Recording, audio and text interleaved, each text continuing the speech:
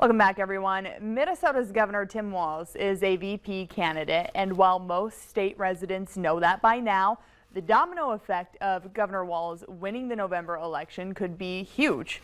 In that situation, the lieutenant governor would become governor, and the president of the Senate would become the lieutenant governor. Valley News Team's Quinn Gorham explains why things could get complicated.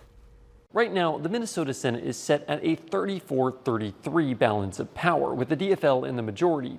If current Senate President Bobby Joe Champion were to step down from his role as senator to be elevated to the role of lieutenant governor, the Senate would be left with a 33-33 split. There are a whole number of situations that could arise in such a case, but a lot of them are very complicated. Perhaps the easiest situation would be for Senator Champion to resign from his role as senator immediately after a Walz-Harris ticket wins the election.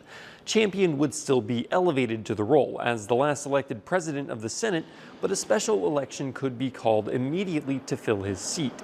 According to the Secretary of State's office, a special election could in theory be held before the legislature returns, and with a guaranteed majority in the Senate, a new president could be elected. If, however, that election doesn't happen before the start of the next session, the Senate could be tied with a 33-33 balance of power. A tied Senate might struggle to elect a president or even a temporary presiding officer, effectively putting them in a deadlock. Champion says if Walz wins the election, he'll do his best to make sure things go as smoothly as possible. I'll do everything within my power in order to make sure that we avoid any gridlock, because at the end of the day, we want to get things done, and we want to make sure that Minnesotans are represented and that they feel good about their government. There's a lot of other factors at play here, too. For one, there's already a special election happening to fill a Senate seat. And if Nicole Mitchell, who's currently facing legal issues, steps down, her seat opens up, too.